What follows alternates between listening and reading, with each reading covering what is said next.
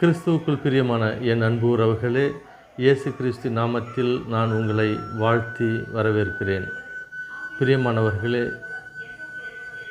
இந்த ஒரு புதிய நாளுக்காக தேவனுக்கு நன்றியோடு கூட இந்த நாளை நம்ம தொடங்குவோம். பிரியமானவர்களே, ஒவ்வொரு நாளும் நம்ம வாழ்க்கையில் நம்ம பல போராட்டங்களுக்கு மத்தியில் வாழ்ந்து கொண்டு இருக்கிறோம். நம்ம வீட்டுக்குள்ள போராட்டம், வேலை செய்கிற ஸ்தலங்களில் போராட்டம், நீங்கள் எங்கே போனாலும் அங்கே போராட்டம் தான். நீங்கள் நடந்தாலும் உட்கார்ந்தாலும் பேசினாலும் எல்லா இடத்துலையும் போராட்டம் தான். ஆனால் இந்த போராட்டங்கள்லாம் ஏன் வருது, எதற்காக வருது அப்படின்னு சொல்லி நம்ம அறிஞ்சு அதை எதிர்த்து நிற்க திராணி உள்ளவர்களாகும்படி தேவன் நமக்கு சர்வாயுத வர்க்கங்களை கொடுத்திருக்கிறார். இது நமக்கு கண்ணுக்கு தெரியாது. எபேசியர் அதிகாரம் 6 நம்ம படித்து பார்த்தோம்னா 12வது வசனம் சொல்லுது, மாமிசத்தோடும் இரத்தத்தோடும் நமக்கு போராட்டம் இல்லை. அப்படின்னா இந்த உலகத்தில் இருக்கிற மனிதர்கள் மூலமாக நமக்கு போராட்டம் இல்லை. உலகத்தில் இருக்கிற மனிதர்கள் நமக்கு எதிரானவர்கள் அல்ல.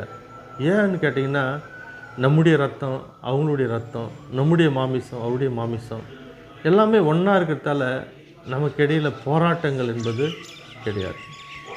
அப்போது ஏன் இந்த போராட்டங்கள்லாம் வருது அப்படின்னு நீங்கள் கேட்டிங்கன்னா, உங்களுக்கு தீங்கு நாட்களிலே பல வகையான போராட்டங்கள் வரும்னு சொல்லி பைபிளே சொல்லுது. அப்போ யார் இந்த போராட்டங்களை கொடுக்கறது அப்படின்னு கேட்டிங்கன்னா, வானமண்டல பொல்லாத ஆவிகள், துரைத்தனம் உள்ள ஆவிகள். அப்போ பிசாசானவன் நமக்கு ஏன் இந்த போராட்டத்தையும் இந்த பாடுகளையும் நமக்கு கொடுக்குறான்? வானமண்டலத்தில் சுற்றி திரிகிற இந்த பிசாசு ஏன் நமக்கு இந்த போராட்டங்களை கொடுக்குறான்னு சொல்லி நம்ம தியானித்து பார்ப்போமானால், நமக்கும் தேவனுக்கும் இடையே பிரிவு உண்டாக்கின அந்த பிரிவு எப்பொழுதும் நம்ம பிரிந்தே இருக்கணும். நம்ம சகோதர சகோதரிகளோட பிரிஞ்சிருக்கணும், நம்முடைய உற்றார் உறவினரோட பிரிஞ்சிருக்கணும், வேலை ஸ்தலங்களில் எல்லாரோடையும் பிரிஞ்சிருக்கணும். அவனுடைய வேலையே நம்மளை பிரித்து வைப்பது தான். அப்போ இந்த பிரிவை உடைக்கிறதுக்கு தான் இயேசு கிறிஸ்து என்ன பண்ணார்னா இந்த உலகத்தில் வந்தார்.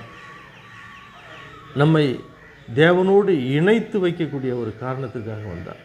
அப்போ தேவனோடு நம்ம இணைஞ்சு இருக்கணும்னு சொல்லியாச்சுன்னா, நம்ம இந்த உலகத்தில் போகும்போது தேவன் நமக்கு சில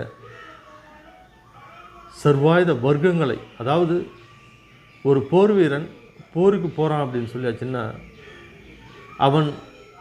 அவனுடைய சில போர் உபகரணங்களையும் போருக்கு செல்லும்போது வருகிற ஆபத்துகளை தடுக்கக்கூடிய சில ஆடைகளையும் அவன் அணிந்திருக்க வேண்டும். அப்பொழுது தான் அவன் தன்னை பாதுகாத்து கொள்ள முடியும். தன்னோடு இருக்கிற பிள்ளைகளையும் தன் நம்பி இருக்கிற குடும்பத்தையும் அவன் பாதுகாக்க முடியும். ஒரு நாட்டில் ஒரு போர் வீரனை உண்டு பண்ணுறாங்கன்னா அவன் அந்த நாட்டை பாதுகாக்கிறவனாக இருக்கணும். எல்லாரும் நாட்டை பாதுகாக்க முடியுமான்னா பாதுகாக்க முடியாது. அதற்காக தனியாக ஒரு ட்ரைனிங் எடுத்து அந்த எதிரிகளோடு போராடக்கூடிய ஒரு திராணி உள்ளவரனாக அவனை மாற்றி அவனை எல்லையில் நிற்க வைக்கிறாங்க. அதுபோல் நாம் ஒவ்வொரு நாளும் இந்த உலகத்துக்குள்ளே நம்ம போகும்போது இந்த உலக பிரகாரமான போராட்டங்களை பிசாசு கொண்டு வருகிற யார் மூலமாகவும் கொண்டு வருவான். நமக்கு தெரிந்தவர்கள் மூலமாக கொண்டு வருவான், நம்முடைய வேலை ஸ்தலங்களில் இருக்கிறவங்க மூலமாக கொண்டு வருவான், வழி பிரயாணத்தில் நம்மோடு கூட பிரயாண செயல்களோடு கொண்டு வருவான், எப்படி வேணாலும் கொண்டு வருவான். அதை எல்லாவற்றையும் எதிர்த்து நிற்க திராணி உள்ளவர்களாகும்படிக்கு தேவன் நமக்கு சில ஆயுதங்களையும் ஆடைகளையும் கொடுத்திருக்கிறார். அதை நாம் தரித்து கொள்ளும்போது இந்த உலகத்தை ஜெயிக்கிற பிள்ளைகளாக, தேவனுடைய பிள்ளைகளாக நம்ம மாற முடியும். என்னென்ன காரியங்களை அவர் நமக்கு கொடுத்திருக்கிறார் என்பதை பற்றி நம்ம இந்த எபேசியர் 6வது அதிகாரத்தில் நம்ம தியானிக்க போகிறோம். முதலாவதாக எபேசியர் 6வது அதிகாரம் 14வது வசனத்தில், சத்தியம் என்னும் கச்சையை உங்கள் அறையிலே கட்டினவர்களாயும். ஒரு போர் வீரன் ஒரு வார்க்கச்சை தன்னுடைய இடுப்பில் கட்டிக்குவான். ஏன் அப்படின்னு கேட்டாச்சுன்னா, அந்த வார்க்கச்சைக்குள்ளே தான் சர்வ ஆயுதங்களையும் வைக்க முடியும். அம்பு, ஈட்டி, கத்தி, இது எல்லாத்தையும் வைக்க முடியும். அதுபோல் ஒரு மனிதன் சத்தியம் அப்படின்ற ஒரு கச்சை அப்படின்னா உண்மையாக இருக்கணுங்க. அதான் வசனம் சொல்லுது, தேவனை தொழுது கொள்ளுகிறவர்கள் ஆவியோடு உண்மையோடு தான் தொழுது கொள்ள முடியும். அந்த உண்மை இருந்தால் தான் தேவனை தொழுது கொள்ள முடியும். அப்போ அந்த உண்மையாக இருக்கணும்னு சொல்லி ஒரு மனிதன் விரும்புகிறது தான் முதலாவது காரியமாக தேவன் நமக்கு சொல்லுகிறார். இரண்டாவதாக, நீதி என்னும் மார்க்கவசத்தை உடித்தினவனாயும். இந்த நம்ம மார்பு கவசம் அப்படின்னாக்கா இருதயத்தில் குத்தப்பட்டவர்களாய் நாம் இருக்கக்கூடாது. நமக்கு பொய்ன்னு தெரியும், நம்ம பேசுகிறது பொய்ன்னு தெரியும், நம்ம செய்கிறது தவறுன்னு தெரியும். இருந்தாலும் நாம் இந்த காரியத்தை செய்யும்போது நம்ம மனசாட்சி குற்றப்படுத்தும் நம்மளை. அந்த குற்றப்படுத்தாதபடிக்கு நம்ம நீதியில் நடக்கிறவர்களாய் இருக்க வேண்டும். அந்த குற்றப்படுத்தும் போது என்ன ஆகுதுன்னு கேட்டிங்கன்னா, அந்த விசுவாசத்தை நம்ம உடைக்கிறவர்களாக இருக்கிறோம், குலைக்கிறவர்களாக இருக்கிறோம். அப்போ நீதியில் நடக்கும்போது தான் நம்முடைய இருதயத்தை பாதுகாத்து கொள்ளணும். குற்ற மனசாட்சி இல்லாத ஒரு இருதயம் உள்ளவர்களாய் நம்ம வாழ வேண்டும். அதுதான் இரண்டாவது நமக்கு கொடுக்கிற ஒரு உடையாக இருக்கிறது. மூன்றாவது, சமாதானத்துக்குரிய ஆயத்தம் என்னும் பாதரட்சியை கால்களிலே தொடுத்தவர்களாய். நாம் எப்பொழுதும் சமாதானம் என்னும் பாதரட்சியை தொடுத்தவர்களாக இருக்க வேண்டும். நம்ம ஒருத்தவங்களோடு சண்டை போட்டுக்கிட்டோம்னா, நம்முடைய சமாதான குலைச்சல் உண்டாயிடுச்சுன்னா நம்மளால் நிம்மதியாகவே இருக்க முடியாது. எப்பொழுதும் நம்ம சமாதானம் பண்ணுகிறவர்களாக இருக்க வேண்டும். சமாதானம் பண்ணுகிறவர்கள் தான் தேவனுடைய புத்திரர்கள் எனப்படுவார்களாம். அவங்களே தப்பு செஞ்சிட்டா கூட, அவங்க தானே தப்பு செஞ்சாங்க, நாம் செய்யலைல்ல. அவங்க தானே நம்மளை ஏமாத்தினாங்க, நாம் ஏமாத்தலைல்ல. அவங்க தானே நம்ம தூஷித்து பேசினாங்க, நாம் பேசலைல்ல. அவங்க தானே நம்ம மேலே பொறாமப்பட்டாங்க, நாம் படலைல்ல. இருந்தாலும் நம்ம சமாதானத்தை உண்டு பண்ணுகிற பிள்ளைகளாக இருக்க வேண்டும். அப்போ தான் சமாதானம் உண்டு பண்ணுகிற பிள்ளைகள் தான் தேவனுடைய பிள்ளைகள் என்று பண்ணுகிறோம். அப்போ இது ஆயத்தமாக எப்பொழுதும் இருக்கணும். ஒருத்தன் சண்டைக்கு வரான்னா, ஒருத்தன் நம்மளை குற்றப்படுத்த வரான் அப்படின்னா நாம் அமைதியாகிடணும், பொறுமையாகிடணும். இதனால் நம்மளுக்கு எதுவுமே குறைய போகிறது கிடையாது. நம்மளை அசிங்கப்படுத்துகிறாங்களா, அவமானப்படுத்துகிறாங்க, பட்டுட்டு போட்டு ஸ்தோத்திரம் சொல்லுங்கள், நன்றி சொல்லுங்கள். அப்போ அந்த சமாதானம் என்ற அந்த குலைச்சல் நமக்குள்ளே வராது. சமாதானம் நம்ம உடம்புல, நம்முடைய இருதயத்தில் கெட்டு போகாதபடி நம்ம எப்பொழுதும் பாதுகாத்து கொள்ள ஆயத்தமாக இருக்க வேண்டும். அடுத்தபடியாக விசுவாசம். அதாவது பொல்லாங்கன் எய்யும் அக்னி ஆஸ்திரங்களை எல்லாம் அவிழ்த்து போடத்தக்கதாய் எல்லாவற்றிற்கும் மேலாக விசுவாசம் என்னும் கேடயத்தை பிடித்து கொண்டவர்களாய் நில்லுங்கள். அப்போ பிடித்து கொண்டவர்களாய் நாம் நிற்கணும். நாம் நம்முடைய காரியத்தை பார்க்கும்போது, நமக்கு அந்த ஒரு காரியத்தை செய்ய நம்ம முயலும்போது அந்த நீதியின் காரியமாக இருக்கும், நேர்மையின் காரியமாக இருக்கும். ஆனாலும் நமக்கு அவிவிசுவாசம் உள்ள காரியங்கள் நிறைய நம்மளை தாக்கும். இது ஆகாது, இது நடக்காது, இது முடியாது என்ற ஒரு காரியம் நடக்கும். மனுஷனால் முடியாததாக இருக்கலாம், மனுஷனால் ஆகாததாக இருக்கலாம், மனுஷனால் செய்ய முடியாததாக இருக்கலாம். ஆனால் தேவனால் கூடாத காரியம் ஒன்றுமே இல்லை. நம்ம யாரை நம்பி இருக்கிறோம்? தேவனை நம்பி இருக்கிறோம். தேவன் மேல் விசுவாசமாக இருக்கிறோம். அதனால் தேவன் மேல் விசுவாசமாக இருக்கிற நமக்கு ஏன் நம்பிக்கை குறைவு வரணும்? அதனால் தேவன் மேல் விசுவாசத்தை வைக்கிறவன் தான் எல்லா காரியத்துக்கும் பயப்படாமல் நிற்பான். அதுதான் சொல்கிறார், அக்னி ஆஸ்திரங்கள். அக்னி ஆஸ்திரங்கள்னால் பிசாசு கொண்டு வந்து அந்த நெருப்பை மூட்டி விடுவான். கலகம் என்னும் நெருப்பை மூட்டி விடுவான். கோபம் என்னும் நெருப்பை மூட்டி விடுவான். சமாதான குலைச்சல் என்னும் நெருப்பை மூட்டி விடுவான். இந்த மாதிரியான காரியத்தை நமக்குள்ளே கொண்டாந்து போடும்போது நம்ம விசுவாசமாக நில்லுங்க. எல்லாம் என் தேவனால் ஆகும். என் தேவனால் கூடாத காரியம் இந்த உலகத்தில் ஒன்றுமே இல்லைன்னு சொல்லி நம்ம தைரியமாக நிற்கணும். அப்போ இந்த விசுவாசத்தை குலைத்து போட அவன் என்ன பண்ணுவான்னா நீதி என்றும் இதில் கை வைப்பான். நம்ம நீதியாக நடக்கிறவர்களாக இருக்க வேண்டும். நீதி விசுவாசத்துக்கும் சம்பந்தம் உண்டுங்க. நம்ம நீதியாக நடக்கும்போது தான் விசுவாசம் என்றும் கப்பல் உடையாமல் இருக்கும். அப்போ விசுவாசம் என்றும் கப்பலை உடைக்காமல் இருக்கிறதுக்கு நம்ம நீதி கைவிடாமல் இருக்கணும். நீதியாக நடக்கிறவர்களாக இருக்கணும். அடுத்தபடியாக பாருங்களேன், ரட்சணம் என்னும் தலைசீராவை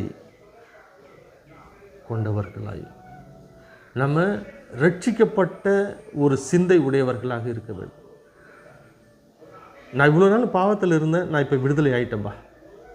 இவ்வளோ நாள் நான் மதுபான வஸ்துல சாப்பிட்டு கொண்டிருந்தேன், இனி நான் விடுதலை ஆன்றேன் என்ற ஒரு அந்த சிந்தை கொண்டவர்களாய், இனி நான் எல்லாரோட சமாதானமாக பேச போகிறேன், சமாதானமாக இருக்கணும் அப்படின்ற சிந்தை கொண்டவர்களாய், நான் இனி எல்லாருக்கும் உகந்த பிள்ளைகளாய், எல்லாருக்கும் உகந்த ஒரு வார்த்தையை நான் பேசணும், எல்லாருக்கிட்டையும் சமாதானம் பேசணும், சந்தோஷமாக பேசணும், அவர்களோடு கூட நான் சண்டை போடக்கூடாது, நான் தீங்கான காரியத்தை செய்யக்கூடாது, தவறான காரியத்தில் நான் தலையிடக்கூடாது அப்படின்னு சொல்லி ஒரு ரட்சிக்கப்பட்ட ஒரு சிந்தை, நான் இனி கிறிஸ்துவினுடைய பிள்ளை, நான் பாவத்திலிருந்து மீட்கப்பட்ட ஒரு பிள்ளை அப்படின்ற ஒரு சிந்தையோடு கூட நாம் இருக்க வேண்டும்.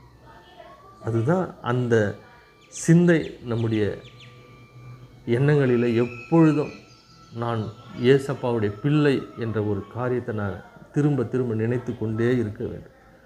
அந்த அனுபவத்தை பெற்றவர்களாய் இருக்க வேண்டும். அப்போ இந்த அனுபவம் எப்படி கிடைக்கும் அப்படின்னா, ஒவ்வொரு நாளும் இயேசுவோடு அமர்ந்து தியானித்து அவர்களுடைய இந்த வஸ்திரங்கள் எல்லாம் தரித்து அவர்களோடு கூட பேசுகிற அனுபவத்தை கொண்டவர்களாக இருந்தால் தான் நமக்கு இந்த ரட்சணியம் என்னும் உடை கிடைக்கும், தலை சீராக கிடைக்கும். அந்த தலையில் தான் என்ன பண்ணுவான்னா அடி கிடைக்கும். நீ சரீரத்தில் எந்த பாகத்தை நீ வெட்டினாலும் குத்தினாலும் நம்முடைய உயிர் போகாது. ஆனால் தலையில் ஒரு அடி அடித்தா நம்முடைய உயிர் போயிடும். அதனால் தலையை பாதுகாத்து கொள்ள நம்ம இந்த விதமான உலக பிரகாரமான காரியத்திலிருந்து விடுதலை பெற்றவர்களாய் நாம் இருக்க வேண்டும். கடைசியாக ஆவியின் தேவ வசனமாகிய ஆவியின் பட்டயங்களை உடையவர்களாய் இருக்க வேண்டும். தேவ வசனமாகிய ஆவியின் பட்டயம்னா நமக்கு இந்த இயேசு கிறிஸ்து சொல்லி கொடுத்திருக்கிற வார்த்தைகள் நமக்கு மனனமாக தெரிய வேண்டும். அந்த வார்த்தைகளை படித்து ருசித்து அதை நம்முடைய வார்த்தையாக நம்முடைய இருதயத்தில் ஏற்றுக்கொண்டவர்களாக இருக்கும்போது நமக்கு எதிராக சில காரியங்கள் நம்மை நோக்கி வரும்போது இந்த வார்த்தைகளை கொண்டு நாம் அந்த காரியத்தை முறியடிக்க முடியும். எனவே பிரியமானவர்களே, தேவனுடைய வார்த்தையை வச்சு தான் நம்ம அடுத்தவங்களை வெட்ட முடியும். அதாவது அடுத்தவங்களன்னா மற்றவர்கள் நமக்கு எதிராக கொண்டு வருகிற காரியத்தை, மற்றவர்கள் நமக்கு எதிராக கொண்டு வருகிற போராட்டத்தை, மற்றவர்கள் நமக்கு எதிராக கொண்டு வருகிற காரியங்களை நம்ம தெளிந்த புத்தியோடு பார்க்க முடியும். அப்போ தேவனுடைய வசனமும் அவங்க சொல்லுகிற வசனமும் ஒத்து போகுதா அப்படின்னு பார்த்தா ஒரு நாளும் ஒத்து போவார். அப்போ நம்ம இயேசப்பா சொல்லியிருக்கிறார், உங்களை நிந்திக்கிறவர்களுக்காக ஜெபம் பண்ணுங்கள், உங்களை சபிக்கிறவர்களை ஆசீர்வதிங்கள், ஒரு கன்னத்தில் அறிகிறவனை மறு கன்னத்தை காட்டுங்கள். இந்த மாதிரியான காரியங்களாம் ஒரு உலகத்துக்கு எதிர்மறையான காரியம் போல் தெரியலாம் நமக்கு. ஆனால் இதுதான் தேவனுடைய சர்வாயுத வர்க்கத்துக்குரிய காகிதம். அந்த மாமிசத்தில் இருக்கிற மனுஷன், ரத்தத்தில் இருக்கிற மனுஷன் இதை செய்யலைங்க. மாறாக ஆவியில் இருக்கிற ஒரு அசுத்த ஆவிகள் ஒரு மனுஷனுக்குள்ளே போய் அவன் நமக்கு எதிராக போராடுவான். நமக்கு நேராக ஒரு மனுஷியை போராடுறாங்க அப்படின்னா அவங்க கிடையாது. அவங்களுக்குள்ளே வந்து தங்கியிருக்கிற, அவர்கள் இடம் கொடுத்து அவர்களுக்குள்ளே வந்து தங்கியிருக்கிற பொறாமையின் ஆவி, எரிச்சலின் ஆவி, போராட்டத்தின் ஆவி, கொலைவெறியின் ஆவி, இச்சையின் ஆவி தான் நம்மளை எதிர்க்க வரும். அவர்கள் நமக்கு எதிராளி இல்லை. அவர்களுக்குள்ளே இருக்கிற அசுத்தாவிகள் தான் நமக்கு. நம்ம அவர்களை சபிக்கக்கூடாது. அவர்களுக்குள்ளே இருக்கிற ஆவியை தான் திட்டணும். அவர்களை ஆசீர்வதிக்கணும். அவர்களுக்குள்ளே இருக்கிற அந்த அசுத்த ஆவிகளை எதிர்க்கணும். இந்த காரியத்தை நம்ம செய்யும்போது நம்மளையும் பாதுகாத்து கொள்ள முடியும். நம்முடைய பிள்ளைகளையும், நமக்கு பின்னாக இருக்கிறவர்களையும் நம்ம பாதுகாத்து கொள்ள முடியும். இந்த காரியம்லாம் உங்களுக்கு புரிஞ்சிருக்குன்னு நான் எதிர்பார்க்குறேன், விசுவாசிக்கிறேன். இதை நீங்கள் கேட்டு இருக்கிறீங்கன்னா இந்த உலகத்தில் நீங்கள் கிருபை பெற்றவர்கள். எபேசியர் 6வது அதிகாரத்தை 11வது வசனத்திலிருந்து 18வது வசனம் வரைக்கும் நீங்கள் படித்து பார்க்கலாம். மீண்டும் மீண்டும் படித்து பாருங்கள். இதை தியானிங்க. ஒவ்வொரு நாளும் தேவன் நமக்கு கொடுத்திருக்கிற ஆவியின் வஸ்திரத்தை தரித்து கொண்டு நம்முடைய உலக வாழ்க்கையை நாம் வெற்றிகரமாக வாழ்வோம். இந்த செய்தி உங்களுக்கு பயனுள்ளதாக இருந்தால் மற்றவர்களுக்கு பகிர்ந்து கொள்ளுங்கள். தேவனுக்கு நீங்கள் செய்கிற சில ஊழியமாக இதை எண்ணி மற்றவரோடு பகிர்ந்து கொள்ளும்போது தேவன் உங்களையும் உங்கள் குடும்பத்தாரையும் ஆசீர்வதிக்க வல்லமுள்ளவராக இருக்கிறார்.